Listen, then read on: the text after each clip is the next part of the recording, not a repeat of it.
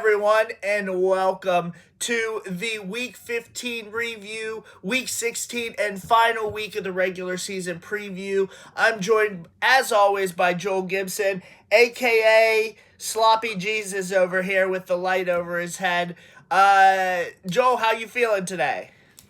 I think you mean Stone Jesus, but I'm doing pretty good. Excellent. I'm also doing good. Hold trophy up for dramatic effect. I still haven't engraved anything on this trophy for the record, Joel Gibson. As we get closer and closer, all those championships still have not been engraved on that trophy. Yeah.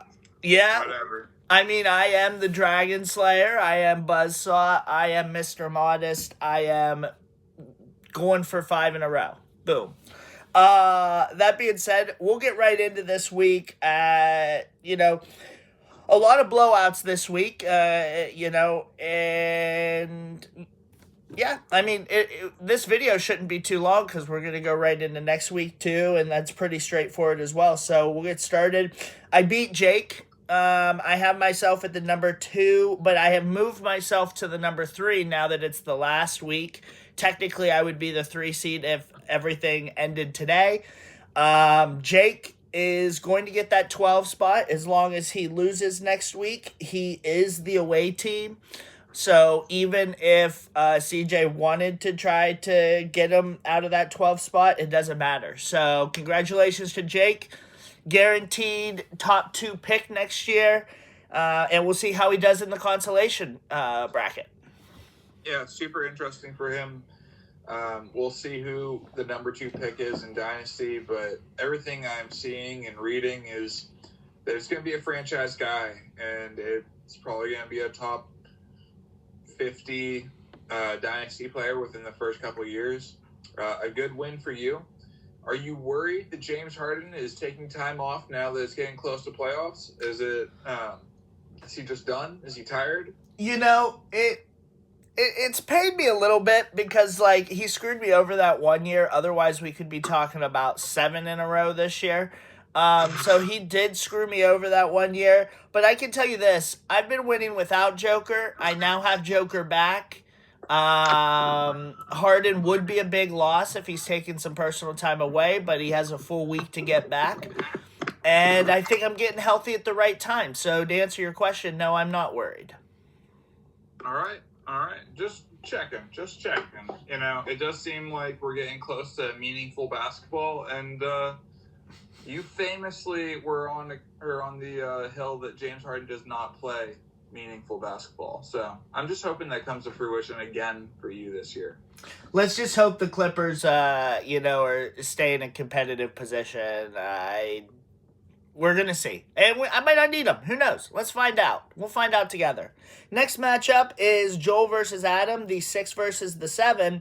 And the 7 wins here. I think you and I both picked Adam last week to beat you. So I think we were both spot on here. Shout out to Adam. Big win for him. Yeah, good win for him. I just couldn't quite get enough done this week. I really wasn't that far behind. But there were some categories that he was just blowing me out the water. And there was no coming back. So we're able to shoot an early video this week. Yeah. Good win for Adam. I agree. I think Adam is very good in spots, especially as you saw, the categories he was beating you in, he was monster beating you in. And that's kind of how Adam's team has been. Even when I played him, I had to play him twice as well. It was the same thing. He's very good at the type of team that he wants to build, and when he starts cycling, it can get out of hand if you're not paying attention. So I think he's an interesting player come playoff time, especially if things should go a certain way. Maybe not so much if he has to play me first round, but we'll see how it goes. We'll get into the playoffs and the playoff look in the next section. Kyle beat Matt. Matt tried to cycle on Kyle this week. I think Matt just he's not deep enough. And he had some people miss some random games as well. So did Kyle. But I feel like you really needed a perfect week from Matt, health-wise, in order to win. And Curry going down hurt the threes. Hey, he went for it. Who can blame him? He doesn't have his pick, so at least. And if anything, Matt did make Kyle spend another free agent dollar, so he's down to 9 now as we watch that number tick closer. Yeah, unfortunate for Matt to have Curry in a year where he just has kind of a shit team around him and is falling apart. Kyle got a good win this week. Who did you spend the dollar on again? Bruce Brown. All right. Next matchup is Cody setting his lineups and beats Doug. Neither one had to cycle. It was just straight up, and I think this was pretty eye-opening from a competitive standpoint for Cody. I think that Doug's a little hollow at the bottom, as I've been saying, and I think that he also missed a few games this week as well. I know Cody missed some games, but it was interesting to see these two teams go at each other, and Kyle wins. Or Cody wins. Sorry, Jesus. I was about to say, yeah, interesting for sure. We've been hailing Doug as a contender all year, and Cody has been holding his fire all year. We got to really kind of see what Cody can do when he wants to go for it. Mm-hmm. And there's definitely some firepower on that team. Him adding a top 4 pick, question mark? Yeah. Is going to be really beneficial to that team long term. I think that Doug is just holding his fire and waiting to use that free agent money in the playoffs. Mm-hmm. I agree as well. I think the playoffs are going to be very competitive, and we're going to get there, and I'm very excited about it. But I think it could go a lot of different ways, and a lot of it depends on health, who's healthy, who has the money. Same thing every year. It's never an open and shut case when it comes to the playoffs, that's for sure. Next matchup is Neiman not setting his lineup and CJ winning. CJ with some horrendous news today as Paul George goes down for 25 games due to drugs. Just when Embiid was trying to, bring it back. Just horrible news for CJ as he sits, not only that, over the cap. So, and I just want to establish this so we all understand and it doesn't become a surprise next week, or next year even. CJ, if he is over the cap, will be in his second year of luxury tax. Just because he couldn't pay the luxury tax this year does not mean that he didn't go into his first year of the luxury tax. So what does that mean? That means that if he is over by like $9, I believe, at his first tier second year level, which is $75 free agency money. And I have that somewhere to confirm. But if he gets into the second tier of the free agency, or of the cap, he will have to forfeit all of his free agency money. All of it. All the money. And that's going to be a real problem, especially with cap raises coming up as well. It is something that I think people really need to think of. Last year, it was $14 spread across top 80 players. So we're going to see what it's going to be this year, but I have been running the formula that I used last year and have used the year before. And just to give people an idea, like right now, it could be anywhere from 13 to 15, depending on how the playoffs go. That's kind of the numbers of where the numbers are coming out. But people adding, dropping, caps opening, closing, by the time that I actually run the numbers, it's likely going to be in that area. But let me restate this. CJ is in the first year of the luxury tax, which means if he had the money, he would have paid the first tier $50 of free agency money. He couldn't pay it, but he still played a player and was over the cap. So he technically paid the luxury tax. Next year, if it's anywhere between $276 and $286, so that $10 range, it's $100 of free agency money, not $75. And anything over $286 would be 150 free agency dollars, which would be all of the free agency dollars. So I think he is 7 over right now. Plus, like, even if you lowball at 13, he's got at least 10 cap to shed this off season, or else he's going to have no free agency money again next year. So I think he's in trouble. Kyle is only $1 away from the cap right now. I think I'm the next one. I'm like 6 or 7 away.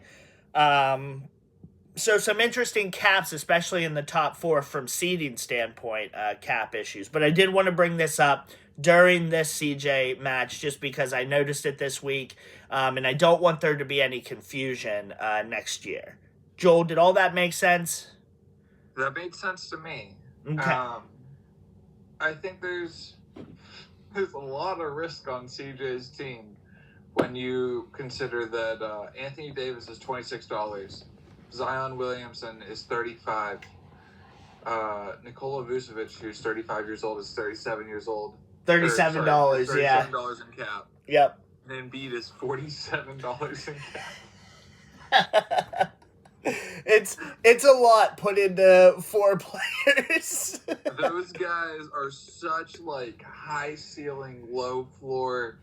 It's crazy. He could be in the championship or he could be a tanking team next year. Yeah, and keep in mind, he doesn't have his pick for the next, 8 years either. So, it's not the best situation to be in. I hope that we see some cap relief from CJ at some point next year for sure.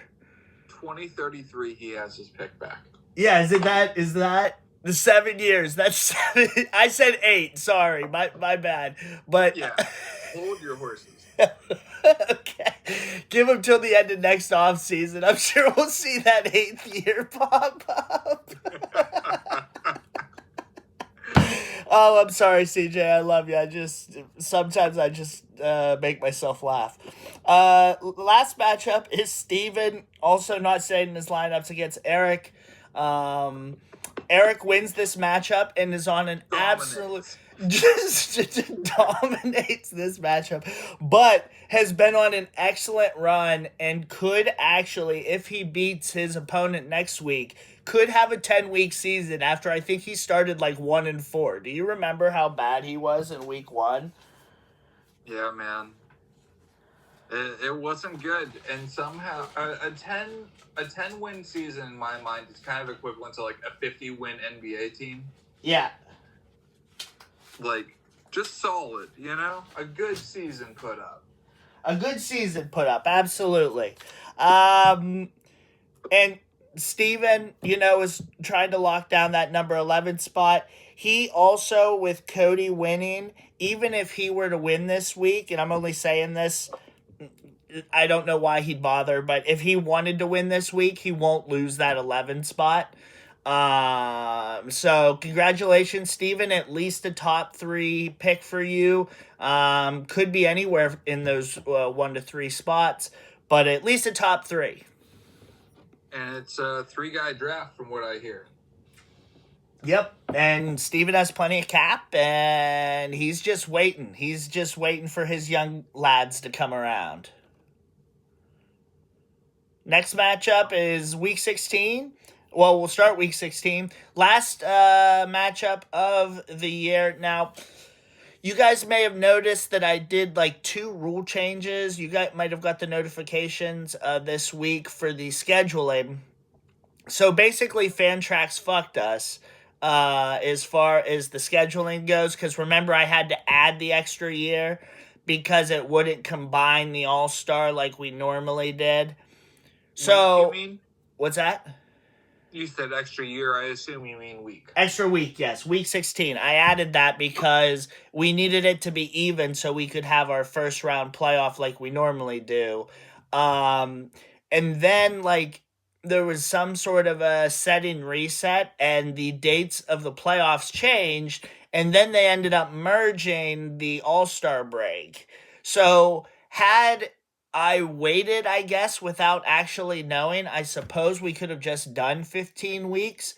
But since they did it literally week 15, it wasn't fair for me to take out the last week, and also why would we have to wait till the last week of our season for them to do what they were going to do anyway, because how they had it split up anyway. Long story short, it's the same format that it was last year. It's basically the whole month of February is the first round, the 9th through March 1st, and then 2-week matchups afterwards. So I just wanted to clear up. I always try to clear up if there's any notifications or whatever, what was going on with it.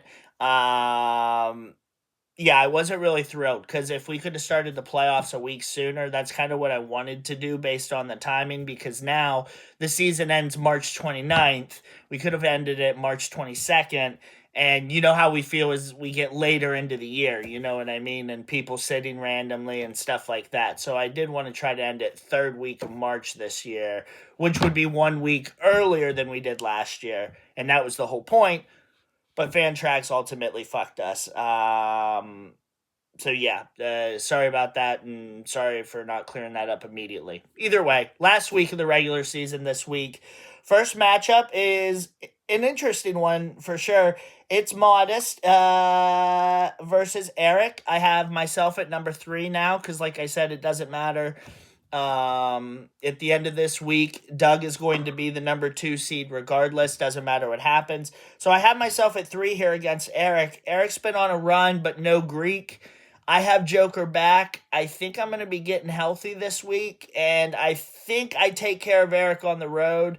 It might even be a 7-6 week, but I foresee myself winning and finishing 15-1 and denying Eric his 10th win. You think you can take care of Eric without Jalen Green, Norman Powell, Jamal Murray, let's see, Okongwu, Giannis, Porzingis? Yeah, I think I stand a pretty good shot at doing that, especially with Joker back. So I'm feeling good about it. Yeah, I think you got it too. All right. Next matchup is my matchup of the week because I think it has the highest playoff implications. It's Kyle versus Cody.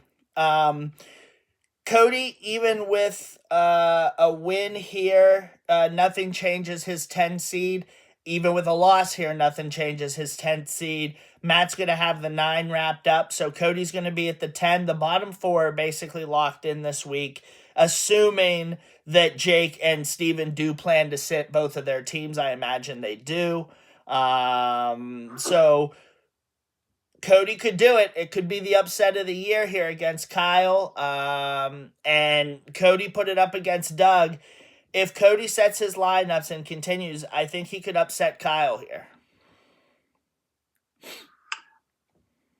I would say, why wouldn't he, right? Right. It doesn't affect his seeding. Right. Yeah, so I am going to pick Cody in this situation. Yeah, I saw that KD is already ruled out for Monday, so you know, it's definitely going to be interesting. Now, the reason why I say it has such high playoff implications, with a loss, Kyle moves to 3. So it's not just 1 versus 2, it's 1 versus 3, and I would get the 1 if Kyle loses. Or if Kyle wins, I am at the 3. If he loses, he's the 3, vice versa. You get it.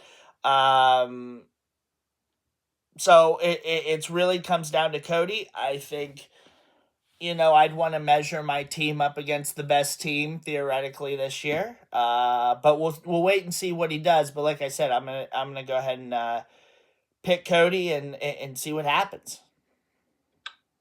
Yeah, I'm gonna pick Cody as well. I see Alex Sarr has a flag. Calf. That's interesting. I still am gonna pick Cody. He's been kind of rolling lately.